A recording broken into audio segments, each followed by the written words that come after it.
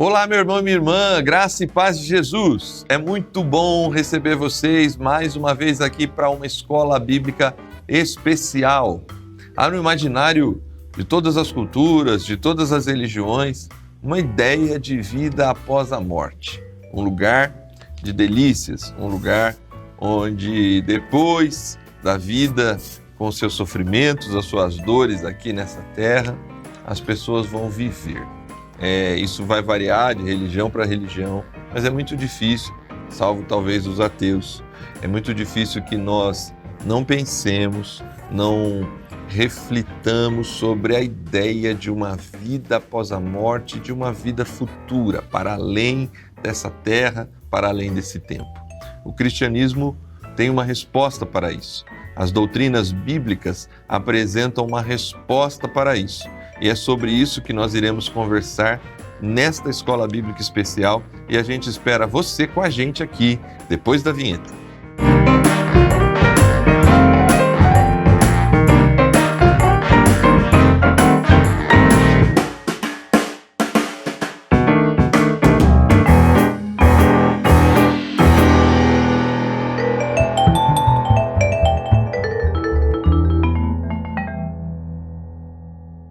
Muito bem, estamos de volta. É um privilégio receber você, meu irmão, minha irmã, amigo e amiga da Escola Bíblica Especial, para juntos encerrarmos o estudo desta lição, questões inquietantes sobre o futuro. Passamos aí durante 13 semanas, na verdade essa 13ª semana, estudando essa lição e hoje chegamos no tema Novo Céu e Nova Terra. Para tratar dele, eu peço aí que você envie esse link para os seus amigos, para as pessoas que amam o estudo da Palavra de Deus, para poderem ser edificados também, aprender um pouco mais e refletir sobre a forma como a Bíblia apresenta esse tema tão importante, já que chegamos sobre o último ponto que a gente pode tratar sobre as nossas inquietações sobre o futuro, o novo céu e a nova terra. Daí por diante, a própria Palavra de Deus costuma dizer para a gente que olho humano não viu, ouvido não ouviu e não subiu ao coração humano tudo aquilo que está preparado pelo Senhor nesse novo momento da história da humanidade, da história da salvação, da redenção em Cristo Jesus. Mas até aqui a Bíblia nos revela e a gente vai tratar desse assunto agora. E para isso está aqui com a gente um convidado frequente aqui na Escola Bíblica Especial, Pastor Wellington Varjão. Pastor Wellington, muito bom te receber, seja muito bem-vindo para a gente poder conversar aqui sobre esse tema tão inquietante.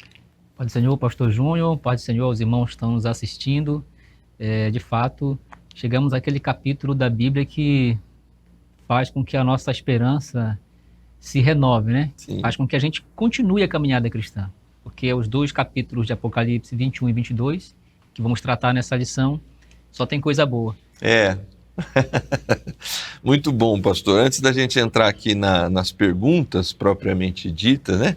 Nós estamos então chegando ao final, os últimos 2 capítulos da Bíblia. Eu sei que é quase chovendo molhado dizer isso, né? Mas nós entendemos a palavra de Deus como uma revelação do que Deus decidiu revelar à humanidade. Portanto, além de revelação, tem a autoridade do próprio Criador. E nós entendemos também que isso aponta para a verdade da história do universo. Mas a gente abriu aqui na introdução dessa lição dizendo sobre isso, né? É muito difícil que culturas e religiões não pensem sobre esse futuro, né? Sobre como isso vai se dar. Há mitologias diversas sobre esse assunto e talvez diante de tantas mitologias, né? Por exemplo, uma que é muito famosa, principalmente para as pessoas que assistem séries, né? Hoje se popularizou bastante a ideia de Valhalla, né? Esse lugar da cultura nórdica, né? Onde os guerreiros vão, recebidos por muitas mulheres, e ali eles vão beber, vão passar ali numa forma de prazer que parece tão distante de algo que seja um céu, né? Mas eu penso que essas imagens estão presentes na cabeça das pessoas e por conta dessas muitas mitologias que às vezes soa tão artificial, muitos rejeitam a verdade da palavra de Deus de imaginar esse momento do novo céu e da nova terra, né? Se você vê, tem pessoas que já disseram que não sabem, né, que se o novo céu e a nova terra vai ser uma vida eterna, ficar lá para sempre, sem fazer nada, parece entediante, né?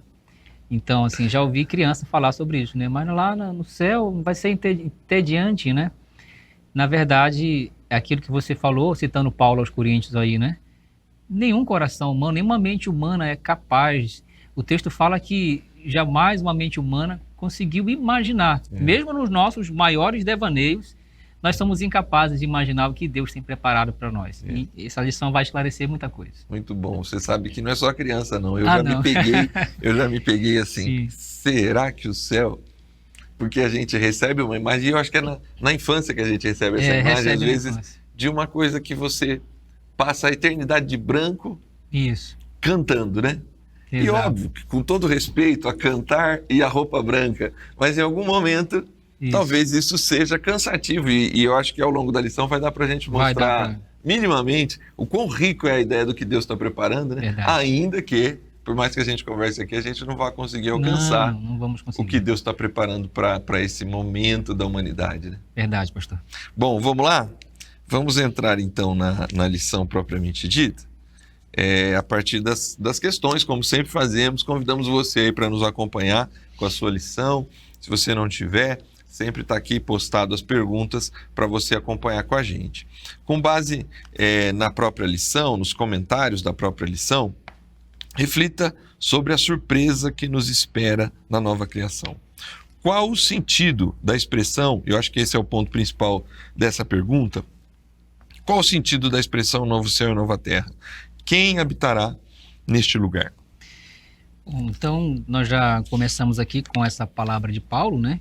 E ele citou os 1 Coríntios 2, versos 9, ele diz que nenhuma mente humana jamais imaginou aquilo que Deus tem preparado para cada um de nós. No entanto, a Bíblia fala de alguns homens que tiveram os privilégios de receber um pouco dessa revelação do que Deus preparou para o fim. Daniel, lá no capítulo 12, tem aquela mensagem que o Senhor mostra para ele sobre o futuro. E ele, quando recebe essa visão gloriosa, que não dizia a respeito apenas de Jerusalém, mas dizia a respeito do que Deus faria com todas as nações do mundo inteiro, foi tão grandiosa aquela visão que ele cai, né? Ele cai prostrado, com o rosto em terra, por causa da glória das revelações que foi dada a ele ali. E o anjo disse para ele para fechar aquelas palavras, selar aquelas palavras, porque elas eram para um tempo futuro. E quando João tem na ilha de Patmos uma visão parecida, inclusive o ser que ele vê é descrito muito parecido com o que Daniel vê lá no capítulo 12, as características muito semelhantes. Ele vê que esse ser abre esses selos e vai descortinando diante dele muita coisa. Ele cai também de joelhos diante do anjo que mostra para ele essa visão por causa do conteúdo, é muita coisa. Então, esses homens, Daniel e o João, eles descreveram alguma coisa sobre esse novo céu e essa nova terra. O texto aqui citado na lição, que é de Apocalipse 21, versos 1 a 3, ele diz assim: eu vi um novo céu e uma nova terra, porque o primeiro céu e a primeira terra passaram e o mar já não existe. Eu, João, vi a santa cidade, Nova Jerusalém. Ele vai descrever da seguinte maneira: ela descia do céu, adereçada como uma esposa, ataviada para o seu marido. E ouvi uma grande voz que dizia: eis o tabernáculo de Deus com os homens. Então tem muitas coisas aqui para falar sobre esse novo céu e essa nova terra. A primeira informação é que não se trata de um novo céu e uma nova terra no sentido literal, né? De que vai ser um outro céu, esse que a gente está vendo, ou uma outra terra, essa que estamos vendo. Nós entendemos aqui que se trata dessa terra, desse céu, mas restaurado, purificado, transformado. Deus não vai trazer a existência de repente uma nova terra, né? O mar já não existe aqui, também não é uma referência literal ao mar, porque o mar que agora existe continuará existindo se a terra continuar existindo também. Mas são expressões que a gente vai entendendo aqui ao longo dessa lição e verificando que tem muita coisa meio que simbólica aqui. Por exemplo, sobre o mar, em outras passagens do próprio livro de Apocalipse, relaciona com um símbolo da contaminação humana, do pecado. A própria besta, no capítulo 13, emerge do mar e dá aquela ideia de que ela surge do meio do paganismo, das nações que se apostataram. Então, é um símbolo de maldade, malignidade. Tudo que é mal não existirá mais. Então, a descrição aqui tem a ver com isso, né? Novo céu, nova terra, nós entendemos que é restauração da terra, né? Dos céus e da terra. Mas o que me chama a atenção aqui é a comparação que o João fala. Ele diz que ele vê como uma noiva que está preparada para o seu marido. É como ele tenta descrever. Não existe nada na cultura oriental que seja mais encantador do que uma noiva que se preparou para um casamento. Toda aquela demora para se preparar na cultura, né? Muitos dias de preparo, muita beleza. E a gente, até hoje, consegue enxergar nessa figura da noiva esse símbolo de algo magnífico, né? Quando uma noiva entra numa igreja, ela atrai todos os olhares para si das pessoas. Então, é uma comparação também importante na figura, na linguagem do povo na época. E, finalmente, aqui, quem habitará nesse lugar, segundo o texto, uma voz disse para João: esse é o tabernáculo de Deus com os homens. Ele habitará com eles e eles são o seu povo. Então, nós entendemos aqui que é o próprio povo de Deus, aqueles que venceram, que vieram da grande tribulação, aqueles que sofreram. Os capítulos anteriores ao capítulo 21 e 22 mostra a igreja perseguida na grande tribulação. E agora mostra a igreja redimida, né? Tem um momento da leitura do capítulo 21 de Apocalipse que João chega a identificar essa cidade santa, essa nova Jerusalém, com a própria noiva do Cordeiro. Ele chega a dizer que ela é a própria noiva do Cordeiro, né? Essas imagens se misturam. Uma hora é uma cidade que vai descer do céu e uma hora é uma noiva que vai se apresentar para o seu esposo, né? Como símbolo da igreja. Então, assim, por mais que a gente tente encontrar aqui uma explicação mais literal para os irmãos de casa entender, talvez nós não conseguiremos exatamente por causa disso. O próprio livro de Apocalipse dá essa ideia de que é uma coisa muito simbólica, né? Primeiramente, é uma cidade que desce. É a nova Jerusalém. Não tem como não fazer uma comparação com a Jerusalém, que foi o símbolo de Israel, a grande nação do reinado de Davi, de onde surgiu aí a glória de Israel. Não tem como não fazer essa... É uma relação para o leitor da época, né? Sim. E para nós, a cidade santa que desce, a nova Jerusalém, em algum momento ela é a própria noiva do Cordeiro, esplendorosa, cheia de brilho, pedras preciosas. Então a gente entende que são descrições realmente simbólicas. Sim. E nós podemos apenas... A pergunta fala sobre surpresa, né? A pergunta de número 1 fala sobre surpresa, né? Será que a gente vai ter surpresa na nova criação? Muitas. Total surpresa. Eu acredito que será, de fato, muitas. O texto de Paulo, que é o melhor texto aqui para responder essa pergunta. Sim. 1 Coríntios 2, versos 9. Aquilo que o olho não viu, o ouvido não ouviu, aquilo que jamais subiu ao coração humano, é isso que Deus tem preparado para cada um de nós. Vai ser incrível. Certamente. Eu penso, eu gosto também de pensar nessa ideia da igreja, da cidade que desce, né? Ataviada como uma noiva, essas imagens que você teceu também aí da própria igreja, né? A informação, para mim, assim, que mais assim, me salta aos olhos nesse texto, que é o texto base, inclusive, da lição, né? O verso 3. Agora o tabernáculo de Deus está com os homens. Se é que eu posso dizer assim, né? Essa tabernaculação, essa habitação de Deus com os homens, que parece ser um dos pilares de toda a criação e da redenção por meio do povo de Israel, né? Deus habitando com o ser humano.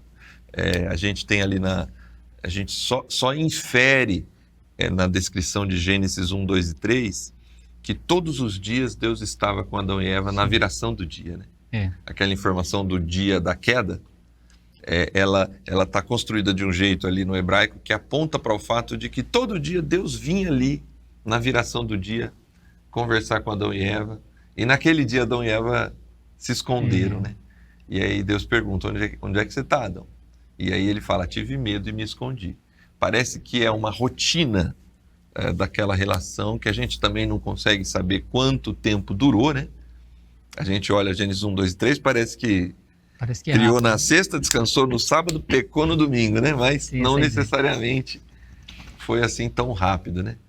E a ideia é que Deus sempre esteve no seu coração essa parceria, essa habitação com o ser humano, né? E aí a Nova Jerusalém, mais uma vez, aponta, a cidade aponta também para esse lugar, né? Ponto. Da onde está o templo e aonde Deus habitava. Para a imagem do judeu, Deus habitava ali, no Sim. Santo dos Santos, né? Sim. E agora essa cidade desce, é o povo de Deus, é essa cidade que tem um governo de justiça e paz, e é também uma representação, a meu modo de ver, dessa habitação de Deus. Deus agora definitivamente habita com a humanidade, né? Eu acho que essa é o sentido que a gente precisa captar mais aqui nessa questão. É essa voz que fala, agora a habitação de Deus está com os homens. Vai remontar toda a Bíblia, né? Desde o Antigo Testamento, no capítulo 25 aqui do livro de Êxodo, da figura do tabernáculo, Sim. que representava a presença de Deus no meio do povo. Mais tarde, Jesus vai usar essa expressão, né? João 1,14, né? Ele fala que o verbo se fez carne e habitou entre nós. A palavra habitou lá, no original grego, é a mesma para tabernáculo, né? Tabernacular, né? Isso, É a ele mesma. tabernaculou entre nós. Tabernaculou entre nós. É. Então é isso, a construção bíblica ela vem se amarrando, se alinhando, né? E chega aqui. Agora é claro que o tabernáculo deixou de existir e deu lugar ao templo de Jerusalém. E o templo depois foi destruído, mais de uma vez, não mais reconstruído.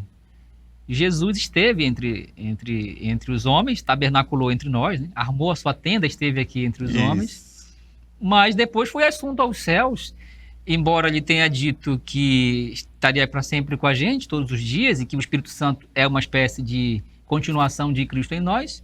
Nós entendemos que haverá, a Bíblia, Paulo fala que nós seremos reunidos, estaremos com ele para sempre. Talvez esse para sempre dá essa ideia do que vai ser. Então, vai ter novidade? Vai ter surpresa? Vai ter, por conta disso, porque vai ser uma nova realidade.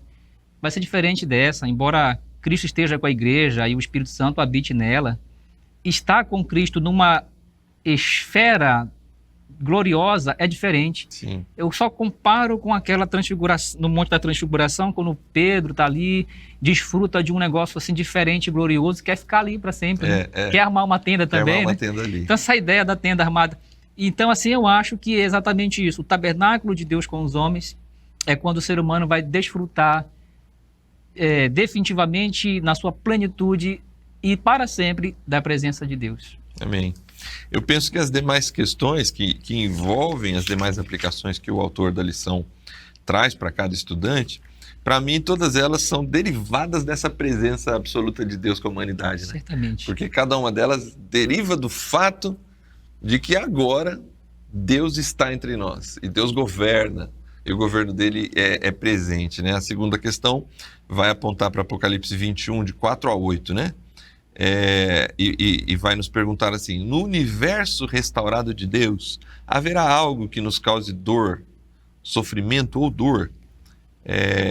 E obviamente justificar a partir do texto de 21, de 4 a 8, né?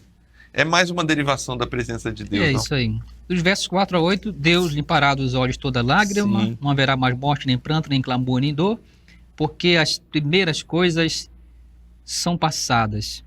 E o que estava sentado sobre o trono disse: eis que faço nova todas as coisas. Escreve, porque essas palavras são fiéis e verdadeiras.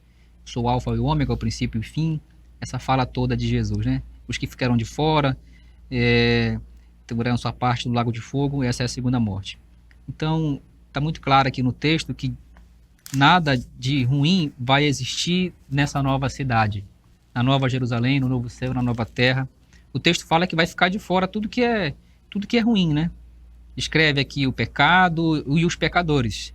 Descreve a malignidade, descreve o mal, a injustiça, tudo que o pecado, assim, acho que é a grande chave aqui, o pecado. Não vai entrar nada impuro nessa nova cidade. Portanto, o pecado não vai ter presença na nova cidade, e logo o pecado é o que sempre causa dor ao ser humano, né? Tudo que o ser humano sofre hoje é de fato consequência do pecado, seja do pecado pessoal ou até mesmo da culpa herdada, da natureza pecaminosa, enfim, toda essa questão da hamartiologia, né? E o texto aqui traz essa palavra importante, porque Jesus fala assim, né? Eis que faço novas todas as coisas. Essa aqui é provavelmente a primeira vez que o próprio Deus está narrando no livro de Apocalipse. É que nos versos 5. É uma voz que sai do trono e é do próprio Deus. Ele diz, eu faço nova todas as coisas. É uma declaração poderosa, gloriosa. João teve o privilégio de ver muitas coisas e ouvir também muitas vozes. E tudo se faz novo agora. É uma nova realidade. Quem viveu nesse mundo, ou quem vive nesse mundo e acompanhou todo o progresso da humanidade, e a humanidade sempre trabalhando em prol de melhorias para a própria humanidade, né? Tudo que os seres humanos fazem hoje é tentando tornar a nossa vida mais fácil, né? A tecnologia, o avanço na ciência, em todas as áreas, nas relações humanas, globais. O ser humano está sempre buscando uma solução para a nossa vida aqui na Terra, para tornar a nossa vida mais fácil de viver. No entanto, a gente tem assistido que, embora haja progresso e melhora na história da humanidade, são sempre as mesmas coisas. Não temos uma mudança significativa que não precise que uma outra pessoa continue avançando, continue caminhando mais um passo, que a ciência precisa ainda avançar mais um pouco, embora com otimismo, mas o ser humano está sempre caminhando em busca de algo que nunca chega. Vai resolvendo algumas coisas, mas a solução são muito pequenas, perto exatamente da dor e do sofrimento do ser humano. A ciência mesmo jamais conseguiu descobrir por que nós adoecemos e por que nós morremos, né? Por que envelhecemos e morremos. Esse é um problema insolúvel para a nossa ciência. Então Deus chega e ele vem e muda todo esse cenário, toda essa realidade humana, transforma tudo isso em algo novo e nós entendemos, portanto, que no novo céu, na nova realidade, ao lado de Deus, nada que causa dor e sofrimento existirá. A Bíblia fala que ele vai enxugar dos olhos toda lágrima. Todas as lágrimas. Então, eu lembro de Davi lá naquele salmo, que ele fala que Deus coleta as suas lágrimas no odre. Todas elas estão anotadas no seu livro. E agora chega um momento em que ele vai dar fim, dar basta, né? O ser humano não vai mais chorar, não vai mais sentir dor, nem sofrimento. Absolutamente nenhum mal existirá nessa nova realidade e isso é reconfortante para quem crê nessa promessa de Deus. Eu olho para esse texto e para essa realidade, eu sei que muitos irmãos, ou talvez pessoas que estão se aproximando das Escrituras, ganhando ainda maturidade nela, têm uma dificuldade de entender esse ponto. E eu acho que tem um ponto, tem uma questão natural assim de não entender esse ponto. Porque é muito difícil para seres humanos como nós, que vivemos ainda nessa realidade desse primeiro, vamos pensar assim, né, desse primeiro céu e terra. Sim. Como assim não vai ter o sofrimento, né? É muito difícil a gente pensar a vida sem o sofrimento, porque o sofrimento é tão inerente à nossa condição. Uma tristeza aqui, uma ali, por conta de um familiar, por conta de uma realidade da vida, por conta de coisas que vão acontecendo. Isso estar feliz e se entristecer é tão presente na vida humana que é muito difícil imaginar esse momento, né? E aí eu juntaria com outro fator, que eu penso que às vezes é uma preocupação de muitos de nós. Eu já ouvi perguntas assim várias vezes, para acontecer isso, então a gente vai ter que esquecer de tudo e não lembrar de nada. E aí eu penso comigo assim, eu preciso lembrar da história da redenção, porque a gente está lá, João pergunta, né, quem são esses que estão aqui? Isso. É gente que veio de grande tribulação, né? Isso. Então assim, sabe de onde vieram, parece, né? Que sabe de onde veio, sabe o que enfrentou. A memória está preservada, né? Mas eu acho que é o ponto que você falou, a retirada do pecado dá uma reconfigurada no ser humano de tal maneira uma nova realidade, que a gente pode ter a lembrança de coisas que trouxeram para a gente tristeza, mas a gente vai ter a lembrança, mas não vai ter a tristeza.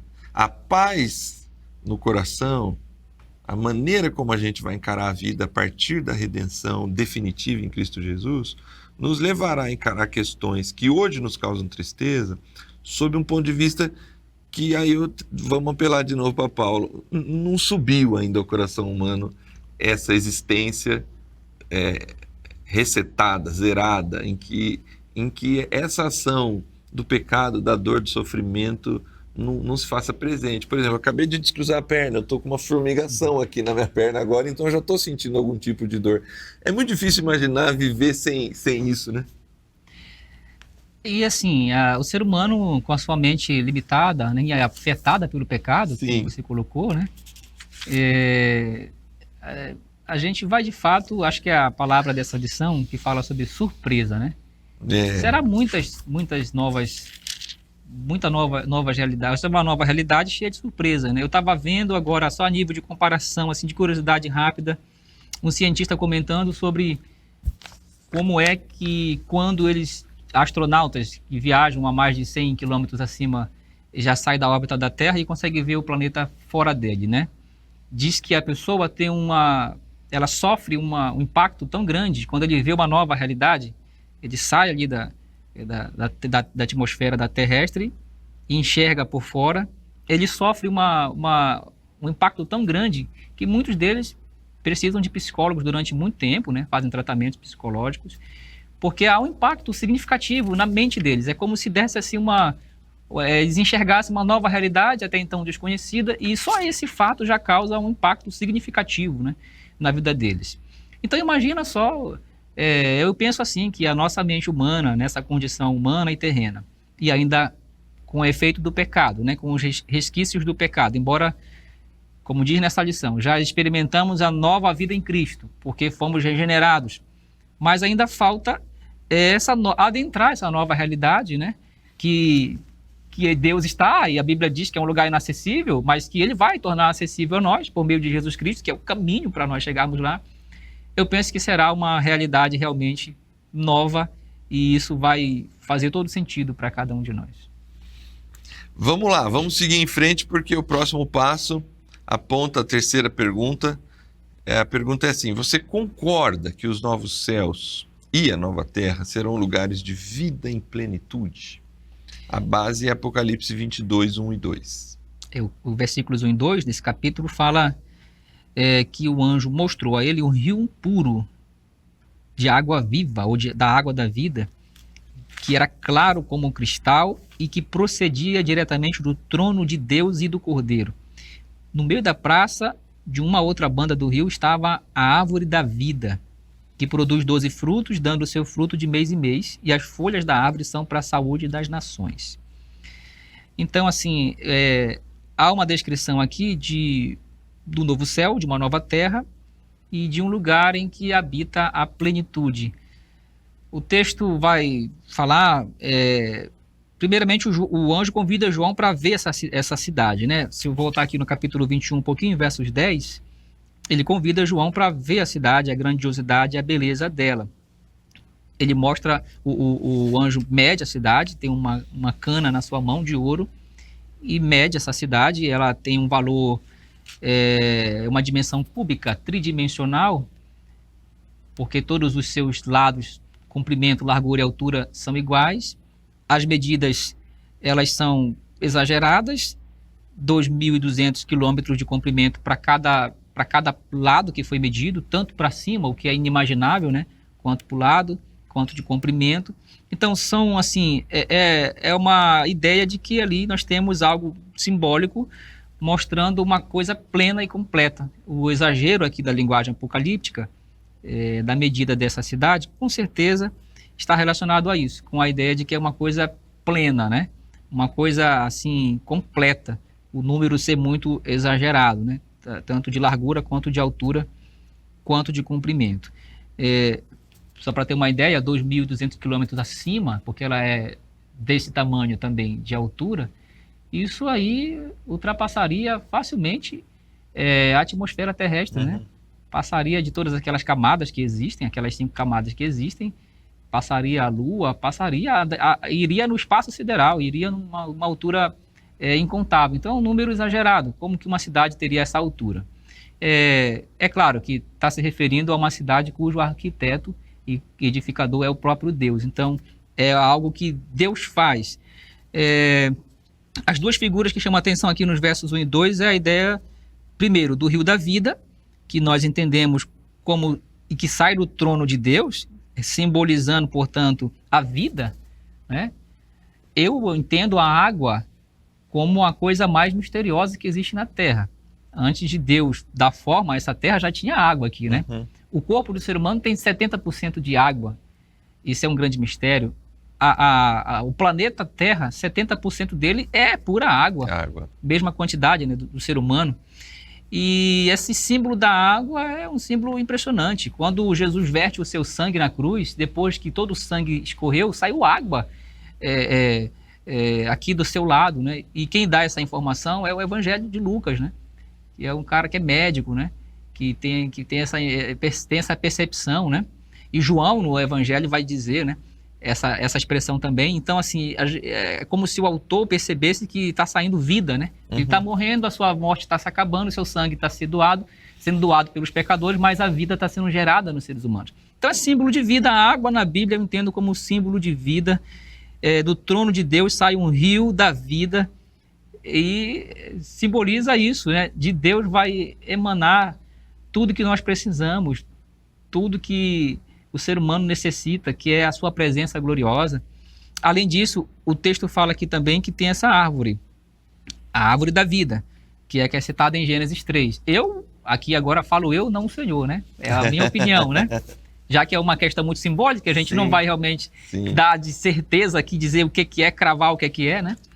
Mas eu suspeito que essa seja uma menção à árvore da vida mesmo, de Gênesis 3, né? Que cremos na literalidade de Gênesis, até aí tudo bem, né? Cremos na serpente falante, cremos que Adão e Eva comeram um fruto proibido, que por causa disso houve aquela consequência, né? Seus olhos foram abertos na mesma hora, porque o fruto era do conhecimento do bem e do mal. Mas havia um outro fruto, que era o da vida. O ser humano não teve acesso, e Deus se preocupou em fechar o acesso, né? Expulsou Adão de lá para que não tomasse desse fruto, comesse e vivesse eternamente. Então eu quero imaginar aqui que essa árvore da vida que Deus plantou no meio do jardim e que escondeu do ser humano, seja essa árvore da vida aqui que reaparece aqui. Não tem como não relacionar com ela, né? Que aparece aqui nesse capítulo 22. E o texto fala que a sua folha é para saúde da nação e o seu fruto é para o alimento, dando um símbolo de que não vai existir mais doença, não vai existir mais fome.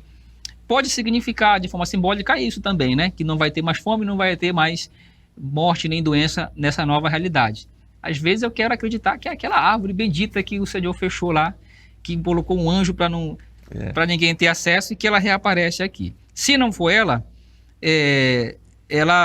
pelo menos nós podemos afirmar que é um símbolo de vida, de saúde, de vida eterna, que agora o ser humano não corre mais risco de morrer, né? O pecado não existe mais, a morte não existe mais. E Apocalipse 2, verso 7. Ao que vencer, dar-lhe-ei de comer da árvore da vida que está no meio do paraíso de Deus. Por isso que eu fiz a relação com Gênesis 3, porque ela estava no jardim do Éden, que era um chamado de paraíso, né?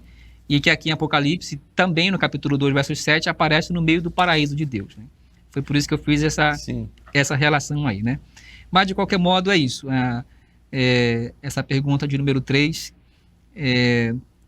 será esse símbolo do rio da vida, da árvore da vida, e desse mar que é puro como um cristal e que emana do próprio Deus, significam vida plena. Jesus já havia prometido que daria vida em abundância para cada um de nós. Essa é a realidade, é o cumprimento dessa promessa aparecendo aqui.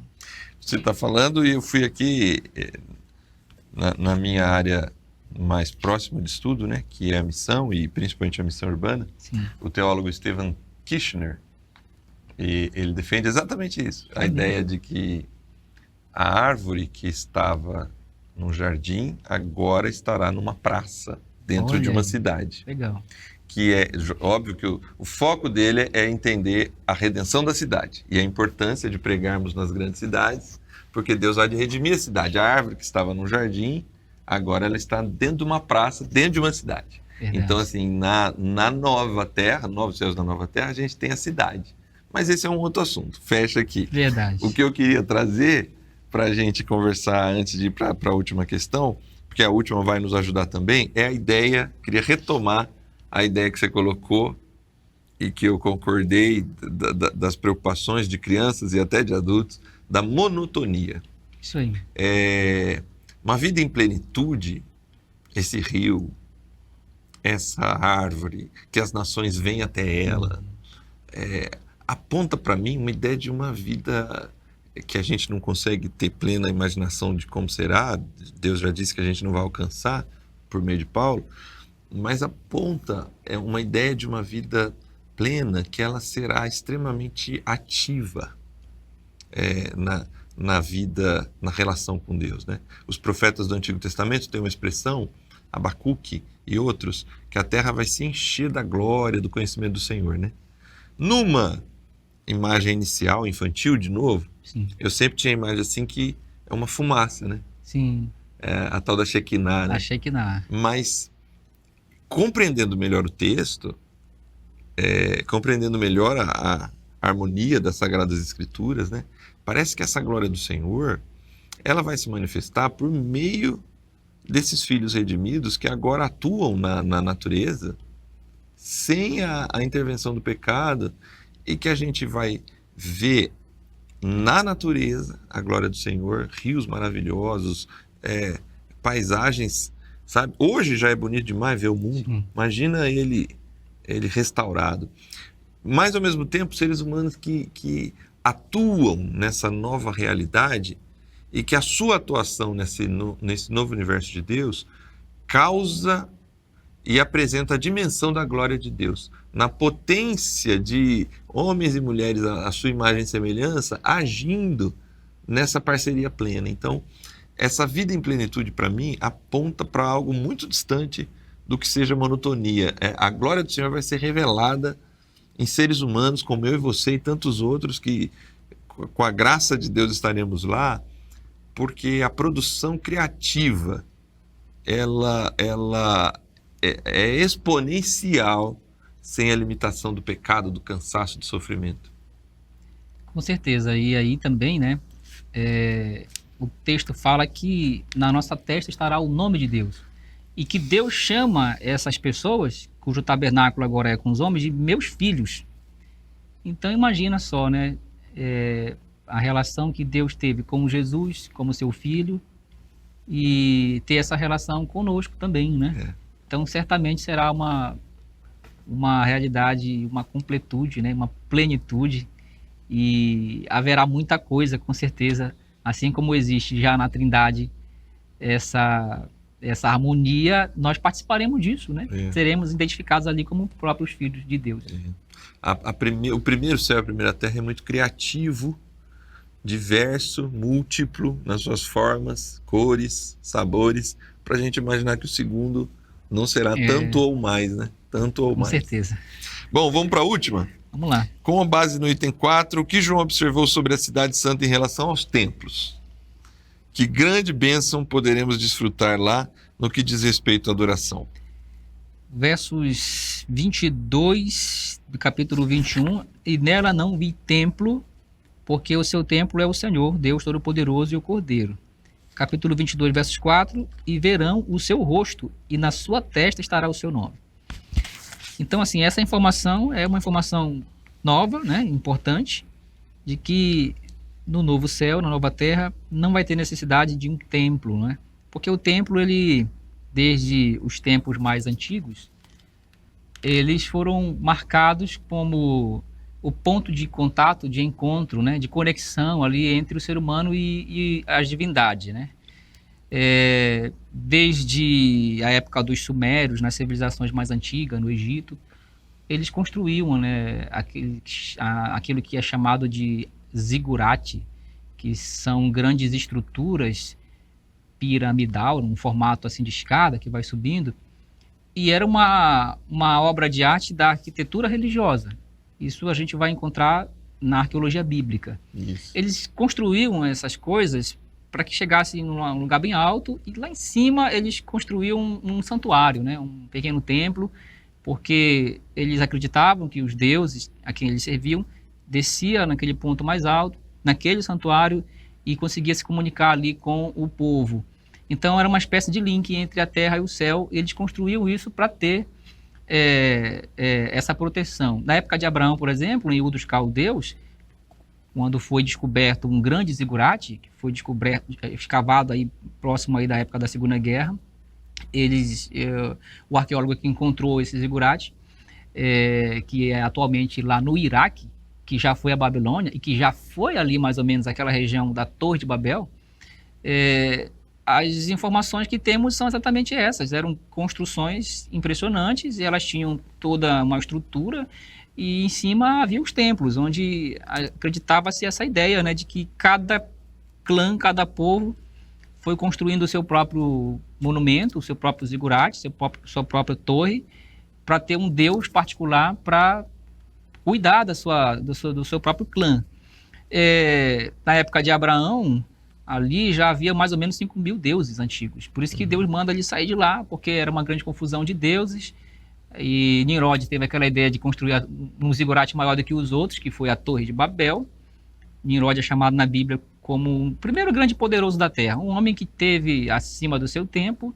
Ele teve uma ideia de construir um zigurate maior do que todos, que foi a Torre de Babel. E a ideia dele é que ele ia atrair o Deus maior, né? O Deus dos deuses que eles acreditavam ia descer ali e ele seria poderoso por causa disso, teria a proteção ali do seu clã, desse poderoso Deus. Então, na mitologia, na crença popular antiga, desde os primórdios da humanidade, o ser humano teve essa ideia de precisar construir ali uma coisa para atrair a presença de uma divindade, para ter esse privilégio, essa troca, essa adoração. É impressionante entender que aqui na Bíblia o texto fala que não vai ter necessidade mais dessa construção, desse edifício, desse templo, porque o próprio Deus estará presente ali na Nova Jerusalém, na Cidade Santa, nessa nova realidade, o próprio Deus está ali. Então, nós entendemos que, embora seja importante a existência dos templos ainda hoje, nesta realidade em que nós vivemos, até hoje nós construímos templos para nos encontrar com Deus e nos conectar com Ele. Nessa nova realidade, isso vai mostrar que a nossa vida de adoração a Deus será plena e constante. Não será restrita a um local, a um ambiente, nem a um dia específico da nossa agenda. Não. Deus estará ali e a gente entende que nós o veremos constantemente. O texto fala, tanto é que vai refletir em nós o seu rosto, nós veremos o seu rosto. O texto fala isso, né? E na nossa testa estará escrito o seu nome. Então a ideia que nós temos aqui é essa, né? É dessa aproximação tão perfeita de Deus, a ponto de ele refletir em nós o seu próprio nome. E nós temos o privilégio de ver a sua face constantemente, aquilo que os antigos tanto desejaram, que Salomão constrói o templo para que Deus habite ali, né? Uhum. Embora a princípio Deus resistisse àquela ideia de que não vai ficar morando ali, é lógico que não tem como um templo feito por mãos de homens conter Deus.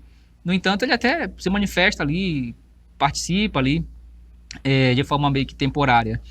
Então, agora, finalmente, esse sonho humano, esse privilégio do ser humano, será concretizado nessa nova realidade. Ele vai ter a presença de Deus, a participação de Deus para sempre. Amém.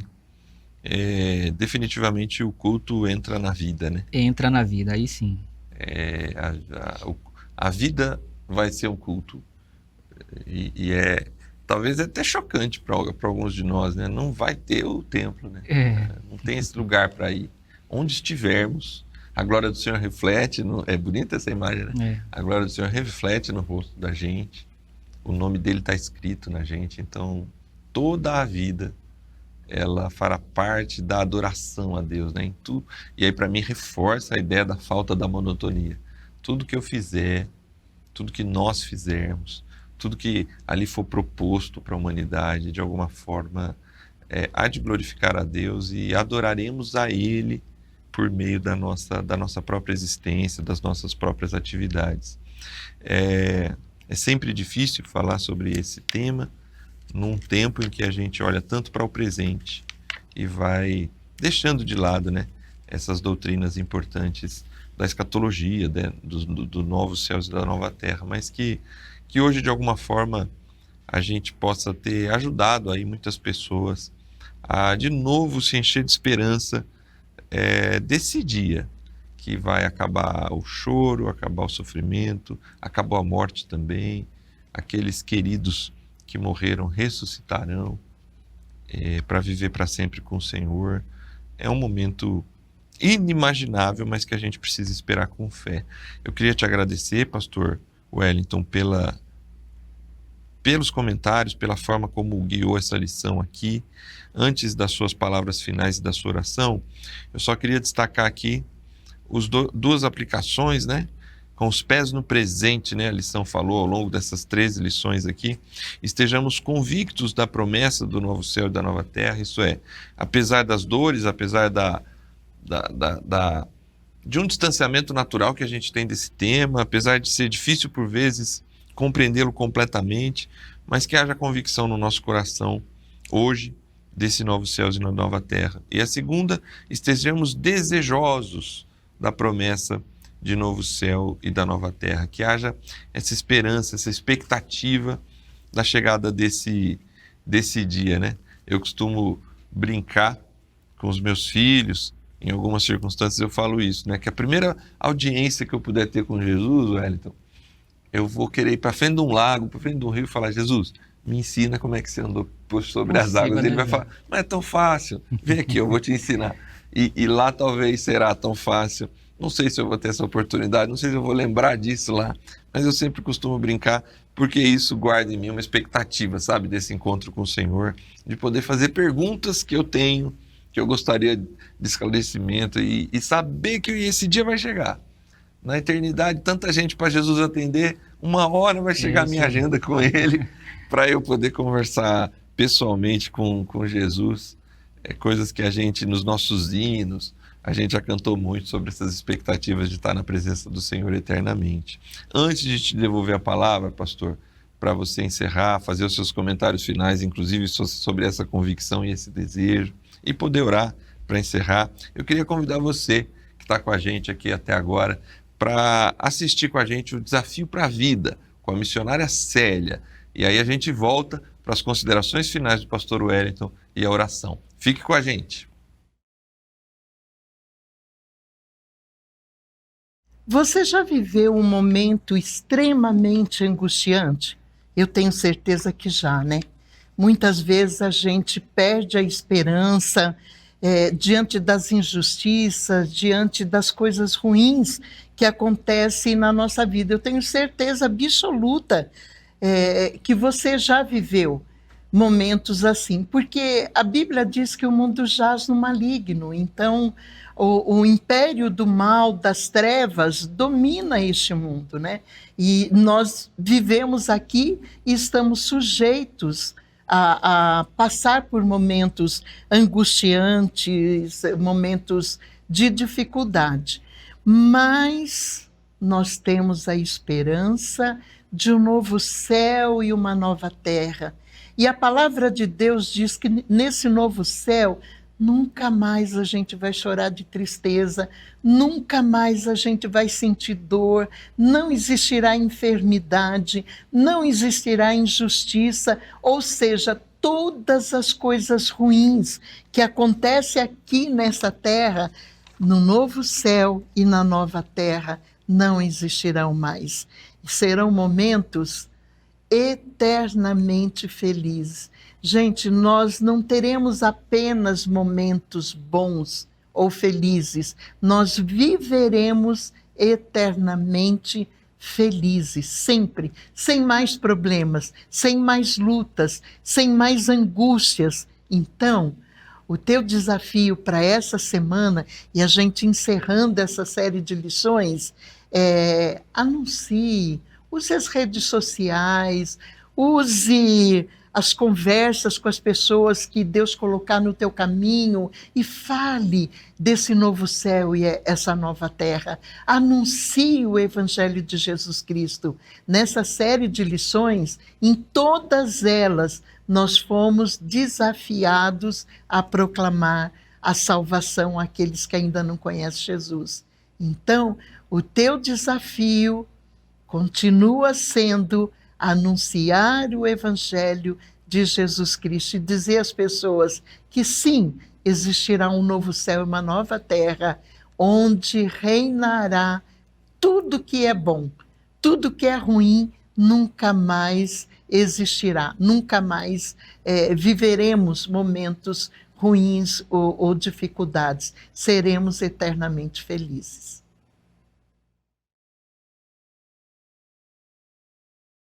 Muito bem, estamos de volta e a gente encerra essa lição com o pastor Wellington.